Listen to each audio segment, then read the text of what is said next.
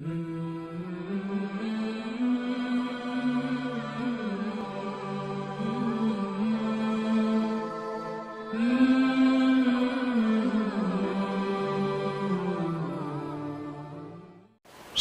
Assalamualaikum warahmatullahi wabarakatuh.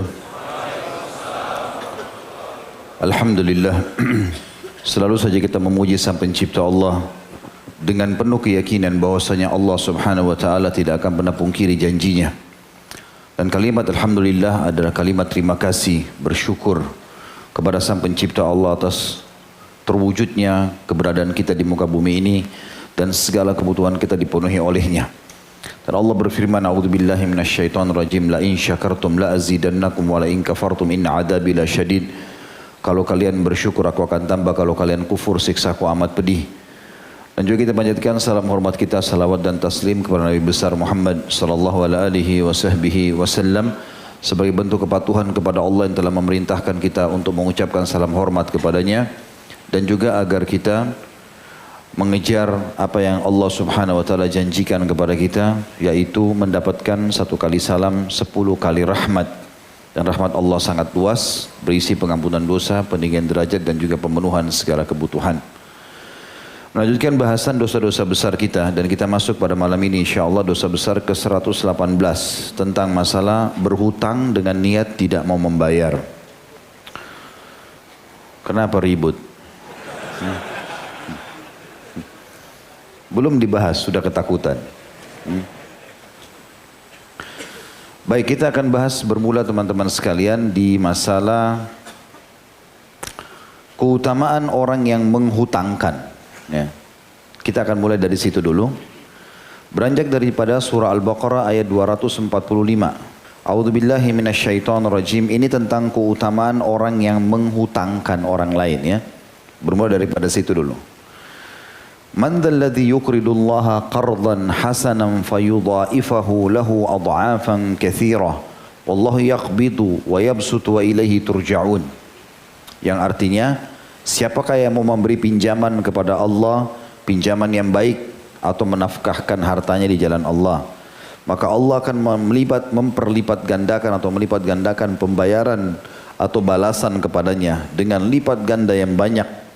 Dan Allah menyempitkan dan melapangkan rezeki, dan kepadanya lah kalian semua akan dikembalikan.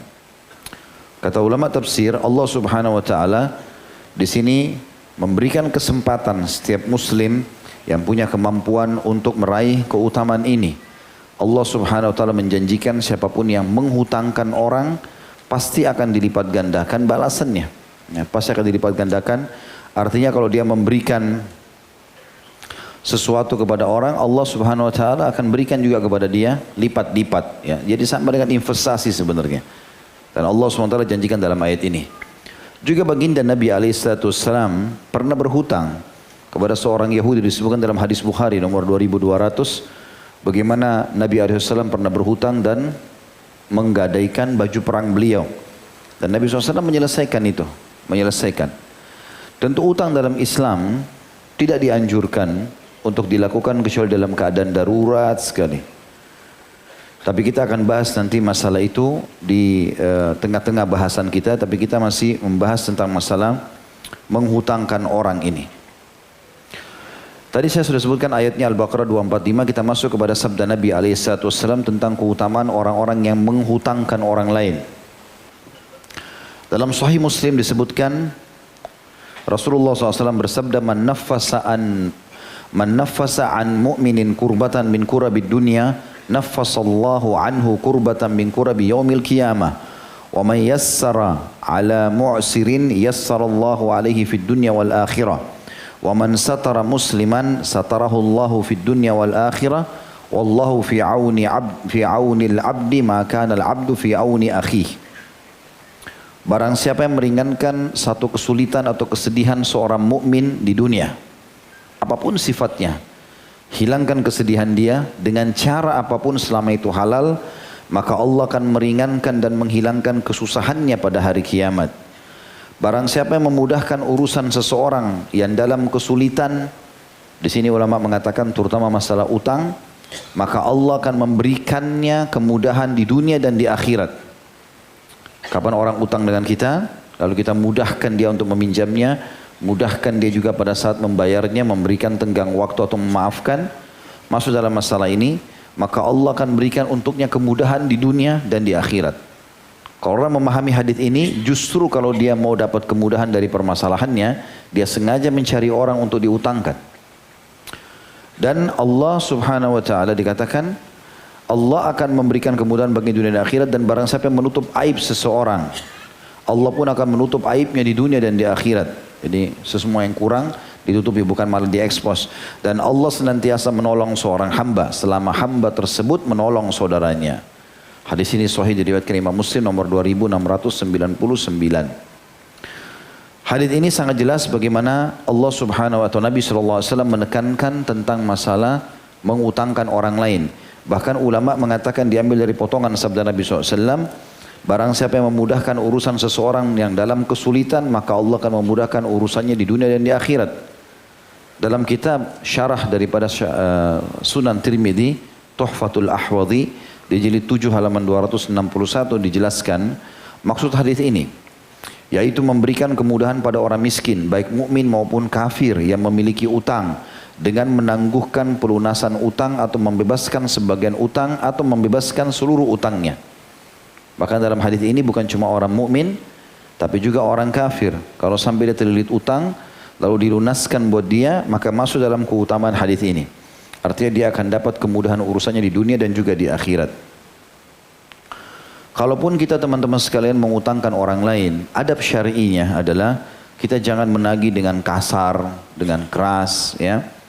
Walaupun orang-orang itu sering enggan, jadi dia memang tidak mau bayar utangnya segala macam, tetap kita gunakan cara-cara yang baik. Dan itu bagian daripada ibadah.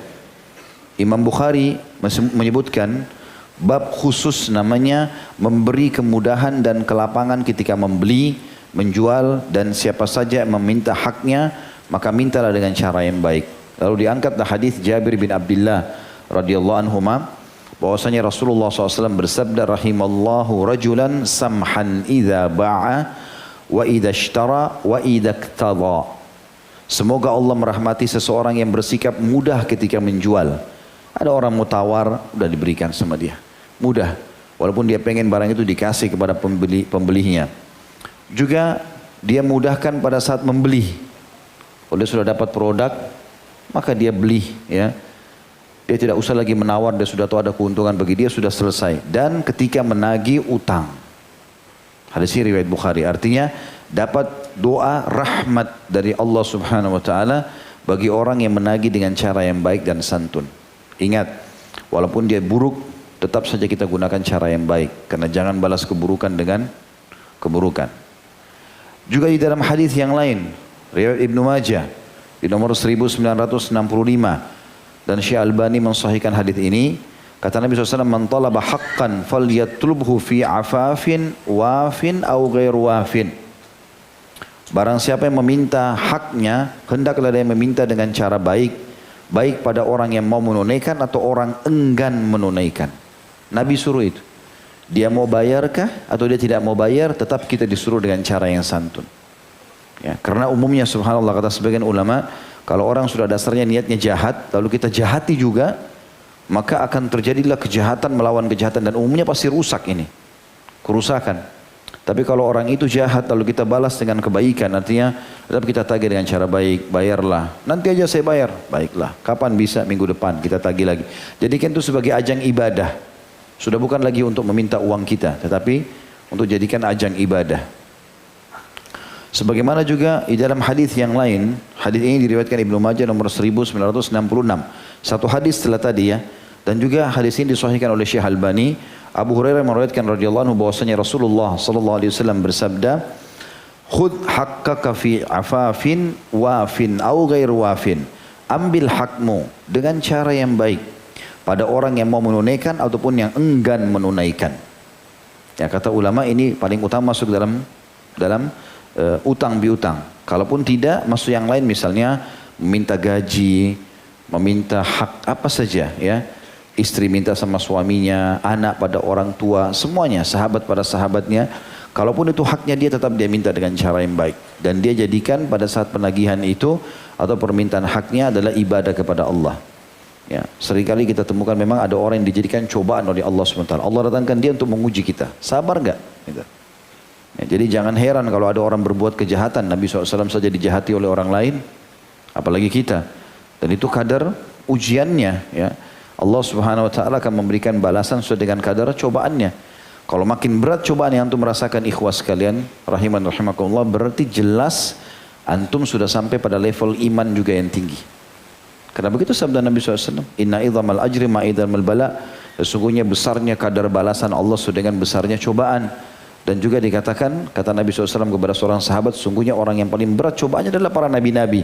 Lalu datang setelahnya orang-orang beriman yang dekat dengan iman itu. Dan seterusnya.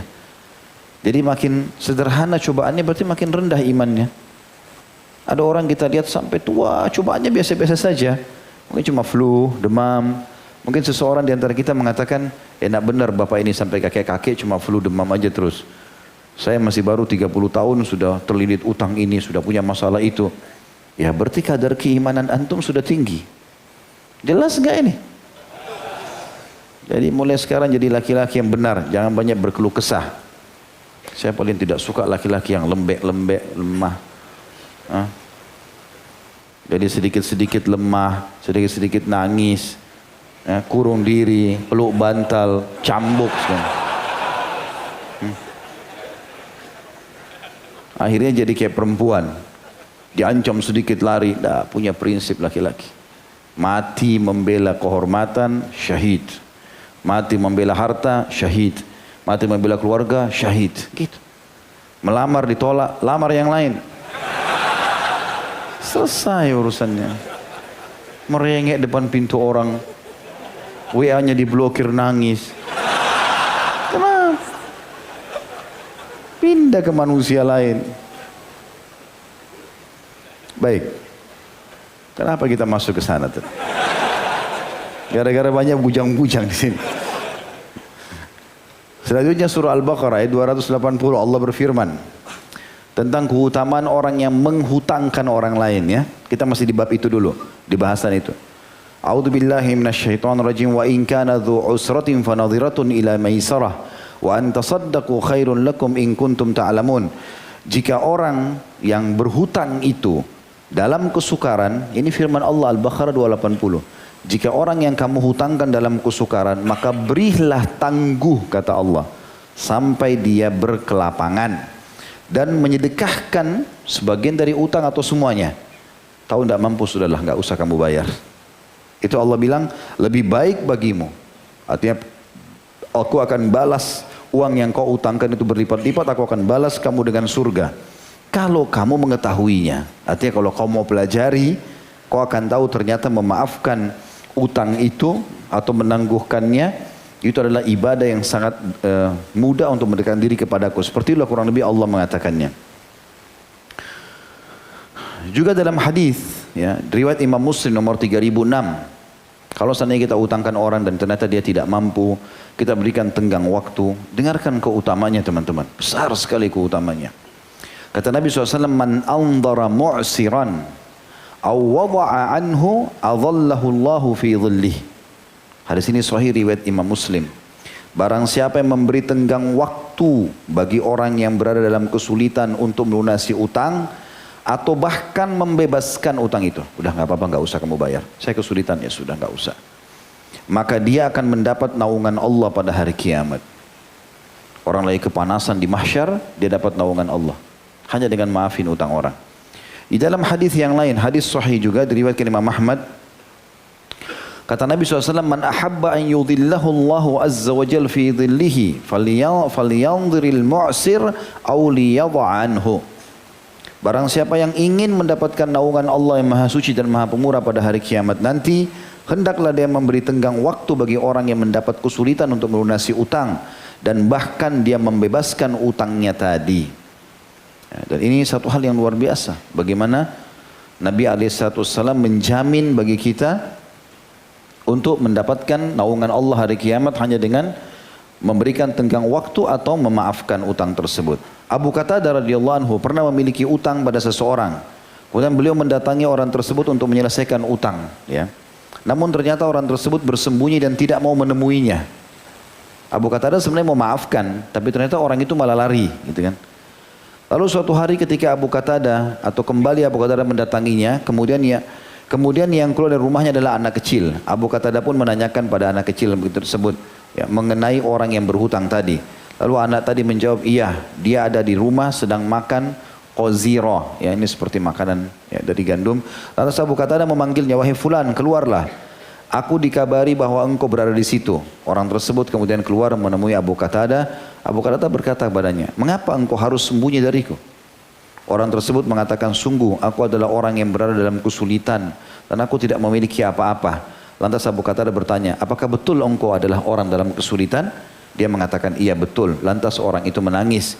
Abu Qatadah pun mengatakan bahwa beliau pernah mendengar Rasulullah SAW bersabda, man naffasa an gharimihi aw maha anhu kana fi dhillil arsy yaumal qiyamah. Barang siapa memberi keringanan pada orang yang berhutang padanya atau bahkan membebaskan utangnya, maka dia akan mendapatkan naungan arsy Allah pada hari kiamat. Maka Abu Qatadah pun mengatakan, aku telah memaafkan untukmu. Ya, untuk mengejar naungan Allah pada hari kiamat di mahsyar. Jadi teman-teman perlu punya gambaran ya, jangan cuma memandang, oh apa sih naungan arsy di hari kiamat. Pada saat itu teman-teman dalam surah Al-Hajj Allah sebutkan, pada saat itu orang-orang akan seperti mabuk semuanya, tapi mereka tidak mabuk. Anak kecil akan menjadi beruban ya. Dan juga ya, kalau ada ibu hamil maka dia akan melahirkan, karena dahsyatnya pada saat itu. Orang cuma lihat di depannya surga atau neraka, nggak ada tempat lain. Dan kata Nabi SAW pada hari itu semua orang ya, yang melakukan perbuatan dosa akan tenggelam dengan keringatnya atau peluhnya sesuai dengan kadar dosanya. Ada yang sampai mata kaki, ada yang sampai lutut, ada yang sampai perut, ada yang sampai dada, ada yang tenggelam dengan keringat sendiri. Orang lain nggak kena. Dan Allahu a'lam berapa lama dia berdiri. Tidak ada yang tahu. Ada 7 golongan disebutkan dalam hadis akan dibawa naungan Allah hari kiamat. Tapi ada golongan yang satu ini yang sedang kita bahas, tidak masuk dalam hadis Bukhari Muslim yang 7 golongan itu. Dia adalah orang yang melunasi utang, gitu kan, atau memberikan tenggang waktu. Di dalam hadis yang lain riwayat Ahmad, Abu Ya'la, Ibnu Majah, At-Tabarani, Al-Hakim, Al-Baihaqi, dan juga yang disebutkan dalam silsilah hadis sahihan nomor 86 dengan sanad sahih oleh Syekh Albani. Man andara mu'siran falahu bikulli yawmin sadaqah qabla an yahilla ad-dain. Fa idza halla ad-dain fa andarahu kana lahu bikulli yawmin mithlahu sadaqah. Ini pernah saya sebutkan hadisnya, saya ulangi lagi. Barang siapa memberi tenggang waktu, kata Nabi SAW, pada orang yang berada dalam kesulitan, maka setiap hari sebelum batas waktu pelunasan, dia akan dinilai telah bersedekah setiap harinya sejumlah itu. Saya pernah kasih contoh, kalau masih ingat kita utangkan 1 juta rupiah. Ya, kemudian ini kalau salah Rabu lalu saya jelaskan itu ya. Siapa yang memberikan utang 1 juta rupiah, kemudian 1 bulan misalnya. Ternyata 1 bulan, selama 1 bulan berjalan itu tiap hari dia seperti sedekah 1 juta itu. Berarti 1 juta modalnya ya, nilai pahalanya 30 juta. Gitu kan. Kata Nabi SAW, barang siapa yang memberi tenggang waktu pada orang yang berada dalam kesulitan atau utang, maka setiap hari sebelum batas waktu pelunasan, dia akan dinilai telah bersedekah senilai itu. Ya. Jika utangnya belum bisa dilunasi lagi pada saat tiba waktu, lalu dia masih memberikan tenggang waktu setelah jatuh tempo yang pertama, maka setiap harinya dia akan dinilai telah bersedekah 2 kali lipat nilai utang itu. Jadi bulan kedua seperti 2 juta tiap hari dia sedekah. Berarti kalau 1 bulan 60 juta. Kan 2 juta kali 30 misalnya. Tambah bulan pertama 30 juta. Berarti 1 juta modalnya itu sama pahalanya 90 juta. Gimana kalau setahun? Gimana kalau 10 tahun? Berapa banyak? Kemudian dikatakan dalam hadis yang lain, hadis ini diriwayatkan Imam Bukhari nomor 2078, tentang kalau ada orang melunasi utang orang lain, ya, baik dia yang pemilik piutang atau dia sengaja keluar mencari siapa yang dililit utang lalu dibantu sama dia. Dikatakan dalam hadis ini Nabi SAW bersabda, "Kana tajiran yudainun nas, fa idza ra'a mu'siran qala li fityanihi tajawazu an, la'alla Allah an yatajawaza anna fatajawaza Allahu an." Dulu ada seorang pedagang biasa memberi pinjaman kepada orang-orang. Ketika melihat ada yang kesulitan, dia berkata kepada budaknya atau pegawainya atau siapa saja membantu dia, maafkan saja dia. Artinya bebaskan utangnya. Semoga Allah memberi ampunan pada kita, maka Allah pun mengampuni dosa-dosanya pada hari kiamat. Begitu juga dengan hadis Nabi alaihissalam yang berbunyi, yu'ta bi rajulin yaumal qiyamati fayaqulu Allah anziru fi amalihi fayaqulu rabbi ma kuntu a'malu khairan ghaira annahu kana li mal wa kuntu ukhalitun nas faman kana musiran yassartu alaihi wa man kana mu'siran anzartuhu ila maisarah. Qala Allah azza wa jalla ana ahaqqu man yassara faghafara lah. Ada seseorang didatangkan nanti pada hari kiamat, Allah berkata, yang artinya ya, lihatlah amalannya hambaku ini. Allah berfirman kepada para malaikatnya. Kemudian orang tersebut berkata pada saat dipaparkan amal-amalnya, wahai Rabbku, wahai penciptaku, aku tidak memiliki amalan kebaikan selain satu amalan yang aku ingat. Artinya untuk dosa-dosa yang begini banyak, tidak ada yang bisa imbang ini. Tapi aku berharap amal yang bisa melakukan itu. Yaitu dulu aku memiliki harta, lalu aku sering meminjamkannya pada orang-orang. Setiap orang yang ya sebenarnya mampu untuk melunasi, aku tetap mudahkan. Misal sudah tiba jatuh tempo, kita telepon, nah jatuh tempo ya, oh ya maaf ya terlambat, saya besok baru saya transfer. Oke, nggak apa-apa, mudahkan. Begitu pula setiap orang yang dalam kesulitan, orang yang mudah bayar saja masih dimudahkan buat dia. Orang yang sulit dia bilang, aku selalu memberinya tenggang waktu sampai dia mampu melunasinya. Lantas Allah pun berkata, aku lebih berhak memberi kemudahan. Orang itu pun akhirnya diampuni dosa-dosanya. Hadis sahih riwayat Ahmad dan ini disahihkan. Imam Bukhari juga mengkhususkan bab namanya memberi kemudahan bagi orang yang lapang dan melunasi utang atau memaafkan orang yang terlilit utang. Juga diambil hadis yang lain atau diangkat hadis Bukhari di nomor 2077. Nabi SAW mengatakan atau bersabda, talaqqatil malaikat ruha rajulin mimma kana qablakum qalu a'amilta minal khairi syai'a qala kuntu amuru fityani an yanzuru atau an yanziru wa yatajawaz anil musir qala fatajawazu anhu. Beberapa malaikat menjumpai ruh orang sebelum kalian, maksudnya dari orang-orang yang beriman sebelum kita, untuk mencabut nyawanya. Kemudian mereka saling berkata ya, kepada si orang ini, apakah kamu memiliki sedikit dari amal kebaikan? Orang itu mengatakan, dulu aku pernah memerintahkan pada budakku untuk memberikan tenggang waktu dan membebaskan utang bagi orang yang berada dalam kemudahan untuk melunasinya. Lantas Allah pun memberikan ampun kepadanya. Padahal dia cuma memudahkan orang yang mampu untuk membayar. Maka bagaimana dengan orang yang dalam keadaan sulit? Kalau orang yang mampu membayar utang aja dimudahkan, itu sudah cukup untuk dimaafkan dosa-dosanya. Bagaimana kalau dasarnya orang itu terlilit utang dan dia maafkan? Dan cukup banyak statement para ulama berhubungan dengan masalah ini tentunya. Ini teman-teman sekalian berhubungan dengan masalah keutamaan orang yang menghutangkan. Sekarang kita masuk ke bahasan kita tentang masalah berhutang dengan niat tidak membayar. Jadi kita tadi kalau menghutangkan orang punya keutamaan. Sekarang kita masuk ke inti bahasan kita, berhutang tapi tidak niat membayar. Semestinya setiap orang yang niat, yang mau berutang, dia harus berazam, bertekad ingin membayar. Karena kapan dia buka pintu utang tersebut dalam kondisi betul-betul darurat ya.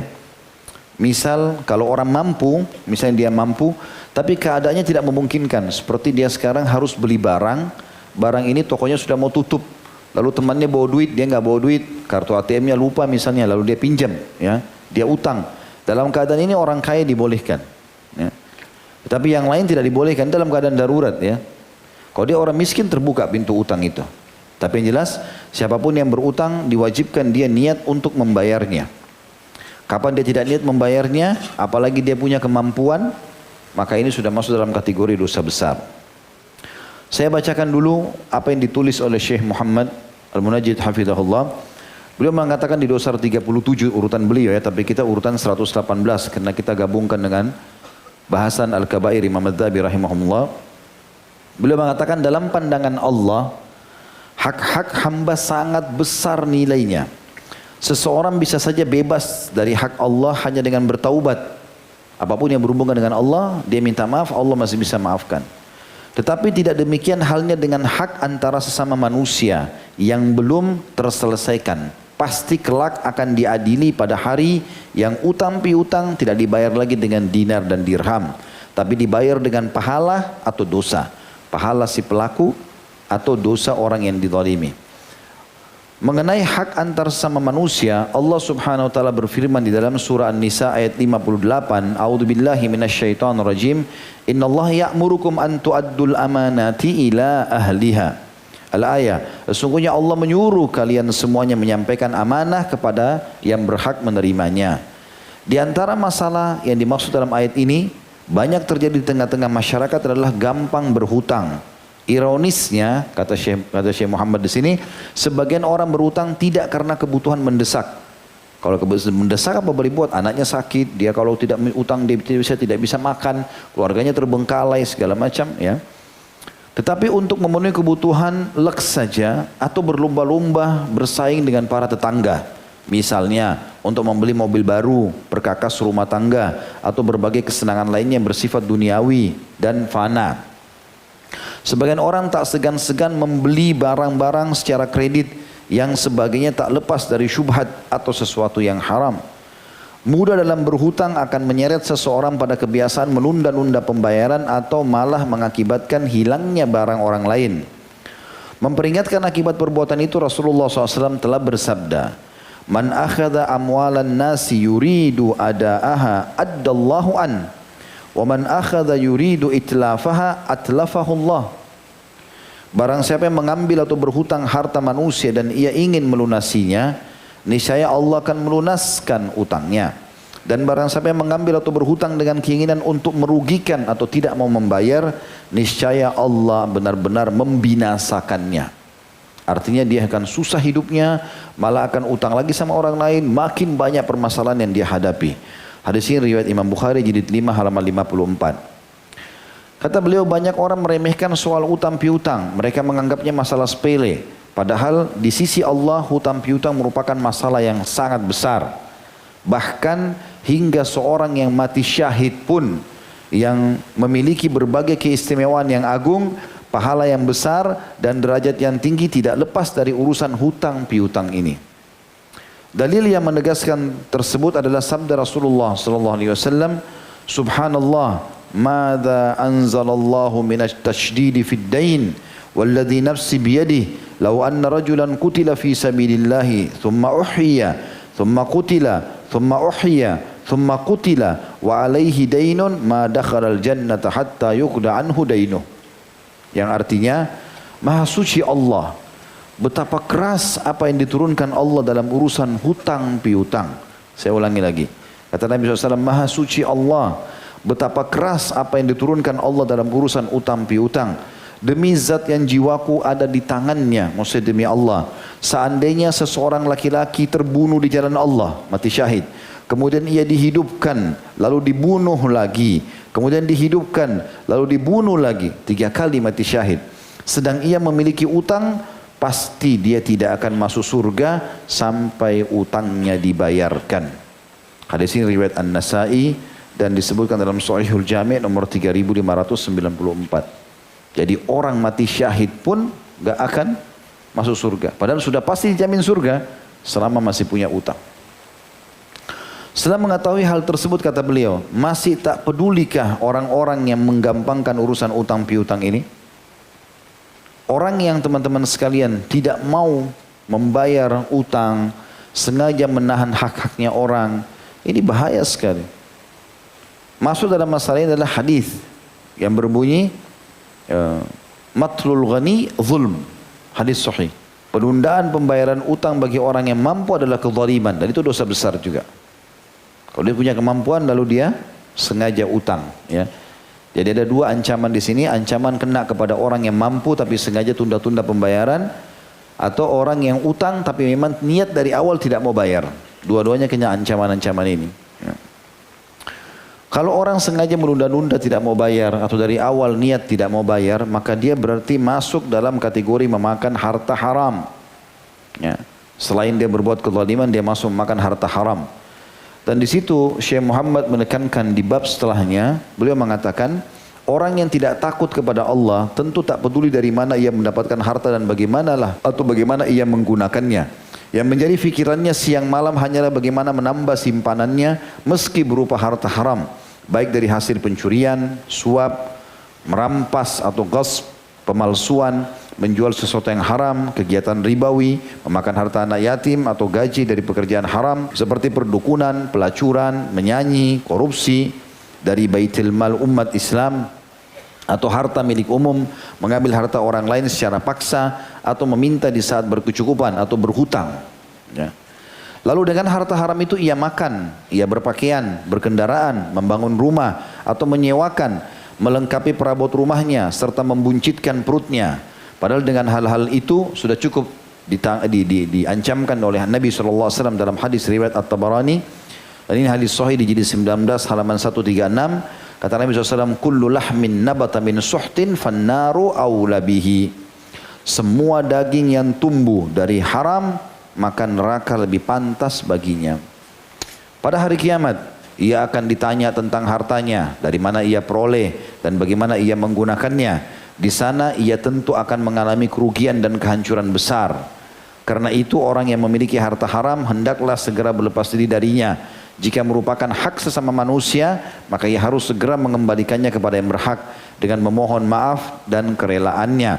Sebelum datang suatu hari yang utang piutang tidak lagi dibayar dengan utang, tapi semuanya hanya bisa dengan pahala si pelaku atau dia terbebani dengan dosa orang yang terzalimi.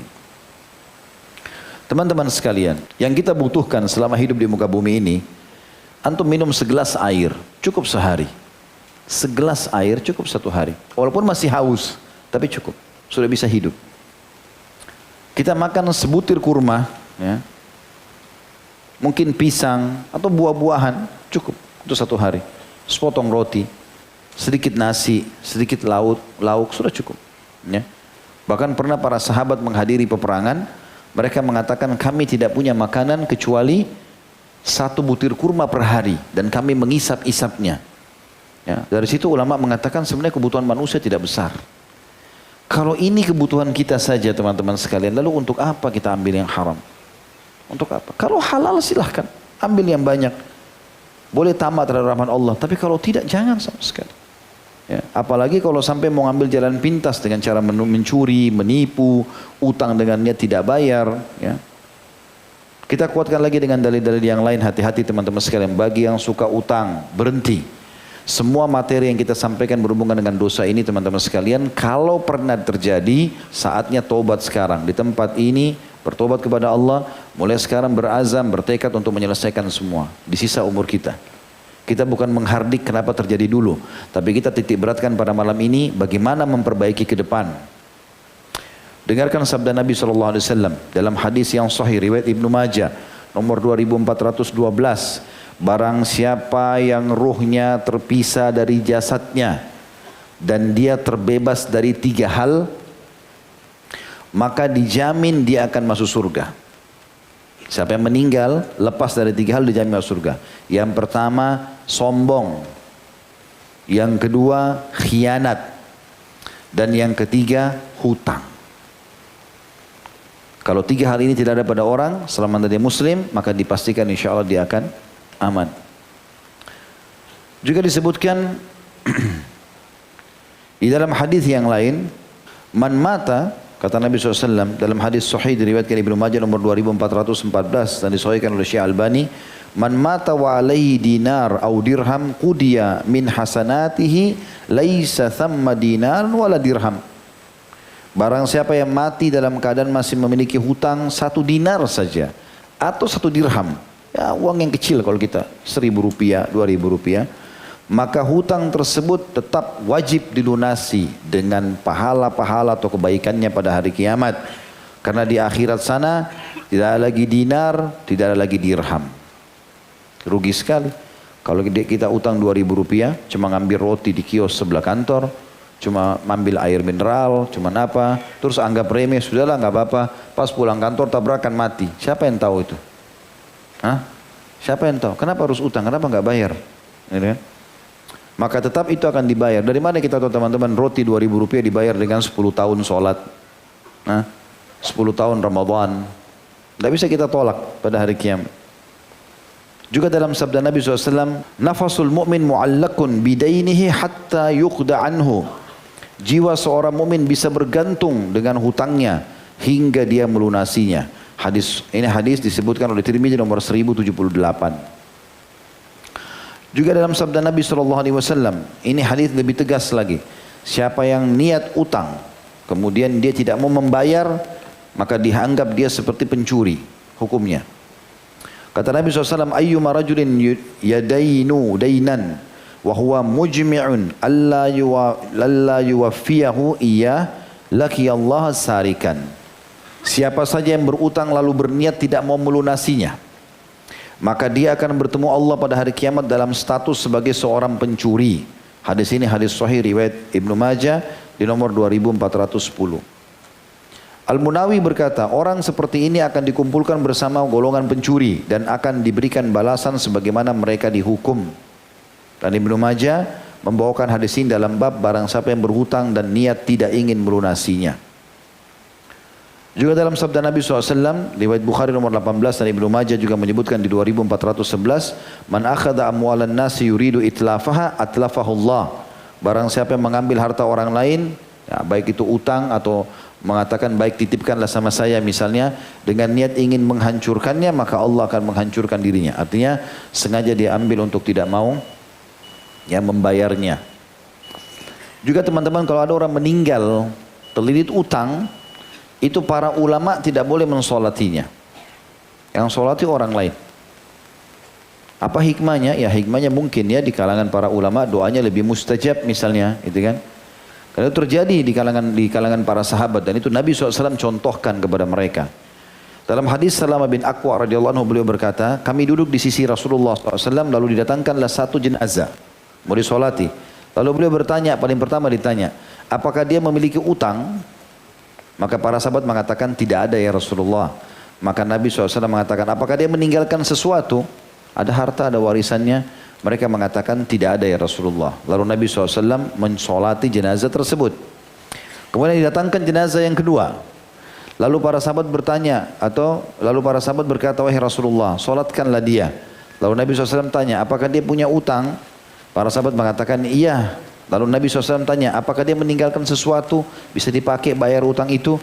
Lantas mereka mengatakan ada sebanyak 3 dinar. Dia utangnya terbayar dengan itu. Maka Nabi SAW mensolati jenazah yang kedua. Lalu datangkan jenazah yang ketiga. Lalu para sahabat berkata, ya Rasulullah, solatkanlah dia. Lalu Nabi SAW masih bertanya, apakah dia meninggalkan sesuatu? Maka apa dia punya utang? Enggak ada. Apa dia tinggalkan sesuatu? Kata para sahabat, tidak ada. Ya. Maka Nabi SAW pun mensolati dia. Ya, jadi orang yang ketiga ini Nabi SAW tanya kepada para sahabat, ya, apa dia tinggalkan sesuatu? Maka mereka mengatakan tidak ada. Lalu beliau bertanya, apakah dia punya utang? Mereka menjawab, ada 3 dinar. Ya. Maka beliau berkata, solatkanlah sahabat kalian ini. Ya, ini orang yang ketiga, waktu mau disolati ternyata ada utangnya 3 dirham. Nabi tanya, ada sesuatu yang bisa dibayar utangnya? Gak ada.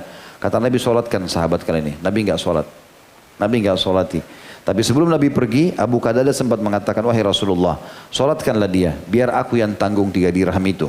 Maka Nabi SAW pun mensolati orang itu. Jadi sampai pada tingkat jenazahnya enggak disolati. Gitu kan? Hadis ini riwayat Bukhari nomor 2289. Nah, ini luar biasa ini. Dan kita sudah tahu tadi, orang yang mati syahid pun tidak akan dimaafkan dosanya, tidak akan dimaafkan utangnya sampai dibayarkan. Ada hadis riwayat Muslim juga menguatkan itu, nomor 1886, kata Nabi SAW, yukfaru lisyahidi kullu dzambin atau kullu dzambin illa ad-dain. Orang yang mati syahid diampuni semua dosanya kecuali utang. Begitu juga kata Nabi SAW, selalu berdoa agar terlepas dari utang. Beliau tidak mau utang sama sekali. Dan beliau jadikan itu bagian daripada syariat yang dianjurkan umatnya membaca, terutama sebelum salam, di tempat mustajab doa. Dikatakan oleh Aisyah radhiyallahu anha bahwasanya Rasulullah SAW kana yad'u fis shalah, selalu beliau rutinkan berdoa dalam salat, Allahumma inni a'udzubika minal ma'thami wal maghram. Ya Allah, selamatkanlah aku jangan sampai terjerumus dalam perbuatan dosa dan terlilit utang. Faqala lahu qail, ma akthar ma tasta'idu ya Rasulullah minal maghram.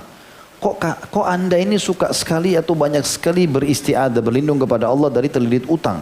Apa hikmahnya ya Rasulullah? Maka Nabi SAW mengatakan, inna rajula idha gharima haddatha fakadhab wa wa'ada fa akhlaf. Karena orang kalau sudah terlilit utang, maka pasti banyak pembicaranya, banyak ucapannya yang diikuti dengan dusta. Dan kalau dia berjanji pasti dia akan pungkiri. Oleh karena itu Nabi SAW mengingatkan agar selalu melindung dari itu. Hadis ini sahih, diriwayatkan oleh Imam Bukhari nomor 2397. Al-Muhallab berkata, dalam hadis ini terdapat dalil tentang wajibnya memotong segala perantara yang menuju pada kemungkaran. Apapun yang bisa membawa kita pada dosa besar, maka kita potong dari awal. Nabi SAW tidak utang, tapi sebelum punya utang, agar jangan nanti terbuka pintu bohong dan pungkiri janji, minta supaya tidak terlilit utang. Mirip dengan Allah mengatakan tentang zina, wala taqrabuz zina, jangan dekati zina. Sebelum terjadi, maka dipotong dari situ. Kata Muhallab, dalam hadis ini terdapat dalil tentang wajibnya memotong segala perantara menuju kepada kemungkaran. Yang menunjukkan hal itu adalah doa Nabi SAW ketika berlindung dari utang, dan utang sendiri dapat mengantar pada dusta. Ibnu Qayyim berkata rahimahullah, hikmah kenapa Nabi SAW berlindung dalam sholat dari utang ini. Nabi SAW meminta perlindungan kepada Allah dari berbuat dosa dan banyak utang. Karena banyak dosa akan mendatangkan kerugian di akhirat. Sedangkan banyak utang akan mendatangkan kerugian di dunia. Dan inilah doa yang seharusnya diamalkan oleh setiap muslim, baik dia punya utang atau tidak. Kalau orang niat ingin membayar, Allah mudahkan teman-teman sekalian. Makanya saya dari awal bilang, niatkan. Kalau memang darurat utang, niat memang berazam mau membayar. Karena Nabi SAW mengatakan, kanat tadana dainan. Faqala laha ba'du ahliha la taf'ali wa ankara dhalika 'alayha. Qalat bala inni sami'tu nabiyallahi wa nabiyya wa khalili sallallahu alaihi wasallam yaqul ma min muslimin yaddanu dainan ya'lamu Allah minhu annahu yuridu ada'ahu illa addahu Allahu anhu fid dunya. Dari Maimunah radhiyallahu anha, beliau berkata, istri Nabi, beliau pernah ingin utang. Ya, setelah Nabi SAW meninggal, beliau pernah utang. Lalu beberapa kerabatnya mengatakan, jangan kau lakukan itu. Untuk apa utang? Sebagian kerabatnya maka mengingkari perbuatan tersebut. Lalu Maimunah mengatakan, tidak, saya tetap akan utang. Tetapi saya utang dengan niat membayarnya. Karena saya pernah mendengar Nabi dan kekasihku Rasulullah SAW bersabda, jika seorang muslim memiliki utang dan Allah mengetahui bahwa dia ingin niat melunasi utang tersebut, maka Allah akan memudahkan baginya untuk melunasi utang tersebut di dunia. Hadis ini riwayat Ibnu Majah nomor 2399 dan hadis ini dinyatakan sahih. Juga dalam hadis yang lain kata Nabi SAW, innallaha ma'addaini hatta yaqdiya dainah malam yakun fima yakrahullah. Allah akan terus bersama menolong orang-orang yang memiliki utang ini kalau dia niat ingin membayar sampai dia melunasi utang tersebut selama utangnya bukan pada sesuatu yang dilarang oleh Allah. Hadis riwayat Ibnu Majah nomor 2400. Dan teman-teman sekalian, sebagai penutup, kalau kita mau bayar utang, bayar dengan cara yang baik. Kalau dulu kita dipinjamkan dengan cara yang sopan, bayar juga dengan cara yang sopan. Kalau perlu, dulu ditransfer, kita tanya orangnya, ini uangnya sudah ada, saya transfer atau saya antar cash. Balas dengan lebih baik. Bahkan Nabi SAW pernah utang dengan seseorang dengan keperluan beliau, mengambil unta umur 2 tahun. Pada saat tiba masa pembayaran, Nabi SAW bilang kepada para sahabat, bayarkan utang saya kepada orang ini. Lalu kemudian beliau suruh sahabat cari di pasar unta umur 2 tahun. Ternyata para sahabat pulang. Lalu mereka tidak dapat unta 2 tahun. Mereka dapat unta umur 7 tahun. Lebih besar, lebih mahal. Maka Nabi SAW, sahabat mengatakan, ya Rasulullah kami tidak dapat yang 2 tahun, cuma ada 7 tahun ini. Kata Nabi SAW, bayarkan saja. Kasih orang itu. Jadi dia bayar dengan lebih besar. Tapi yang bayar lebih besar dianya, pemilik utang. Kalau orang yang memiliki piutang yang tentu kan jadi riba. Nggak boleh. Tapi dia sendiri yang mau. Nabi SAW bayar 2 tahun, dibayar dengan 7 tahun. Lalu beliau bersabda dalam sabda hadis Bukhari nomor 2393, inna khiyarikum ahsanukum qada'a. Sesungguhnya orang yang paling mulia di antara kalian, paling besar pahalanya di sisi Allah adalah orang yang paling baik dalam membayar utangnya. Artinya kalau dia bayar, dia berikan yang terbaik. Kata ulama, baik kemasannya, baik tata cara berbicaranya, apa saja dia berusaha kemas yang terbaik, itu akan ada nilai pahala di sisi Allah Subhanahu wa ta'ala. Allahu alam. Ini bahasan kita. Subhanakallahumma bihamdika. Asyhadu an la ilaha illa anta astaghfiruka wa atubu ilaik. Wassalamualaikum warahmatullahi wabarakatuh.